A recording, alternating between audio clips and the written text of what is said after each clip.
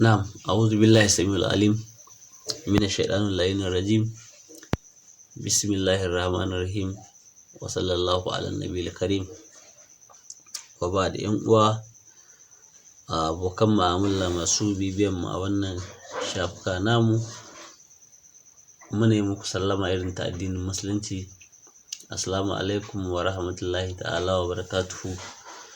Da fatan kowa yana cikin ƙoshin lafiya. Namu kamar yadda muka saba shigo da fa'idodi wannan gida namu, yau ma muna ɗauke da wata babbar fa'ida. Wani sirri ne na suratul waqi'a. Yau ma muka zo da shi ba don komai ba sai don duba da yanayin rayuwa. Akasarin abin da mutane suka fi buƙata yanzu ya za a yi a samu rufin asirin yau da gobe. Sannan bayan haka kuma gashi Allah ya kawo mu cikin wannan babban wata mai alfarma, ainihin watan Ramadan. Fatan Allah ya sa ibadun da za mu yi karɓaɓɓu ne. To alhamdulillahi wannan sirri kamar yadda kuka ga ba wani abun nan za mu yi ba akan shi, bayani kawai za mu yi, illa mutum ya tsaya ya saurara ake buƙata. Ana samun iza waƙa.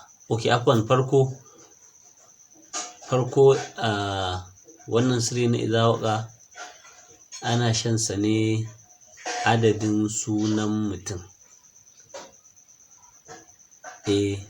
Adadin sunan mutum ake shan wannan sirri na iza waƙa. Lallai sirri ne na jalabi mai ƙarfin gaske.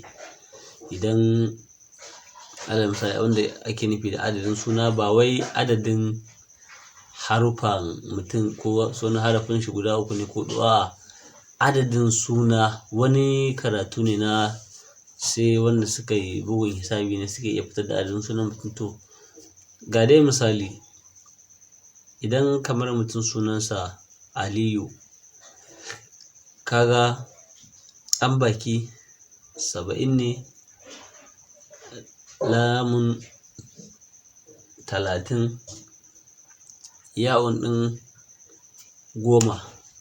To kaga ga 70 ga 30, kaga 100 kenan, ga 10. Kaga mutum adadin shi, idan mutum Aliyu yake to sunan shi ya zama 110 kenan. Idan ko mutum sunan shi kamar Idris, to kaga alif na farko yana da lamba 1, dalun yana da lamba 4, ra tana da lamba 200, ya tana da lamba 10, sinun lamba 60. Idan ka haɗa da wannan adadin na Idrisa zai baka 275 ne, insha Allah ta'ala. To koma dai wane ne sunanka na da adadi. Akwai adadin haruffan sunayenka. Idan baka iya ba sai ka yi magana, sai a fitar maka da adadin sunayenka, sai ka sha iza waƙa adadin wannan sunaye naka. Alfarma annabi duk wanda ya daure ya jarraba wannan sirrin lallai zai yi mana godiya, ya yi mana addu'a ko a ina yake. Alfarma sayyidina Rasulullahi sallallahu alaihi wasallam. Wassalamu alaikum wa rahmatullahi ta'ala wa barakatuhu daga Ɗauko TV 2 insha Allah.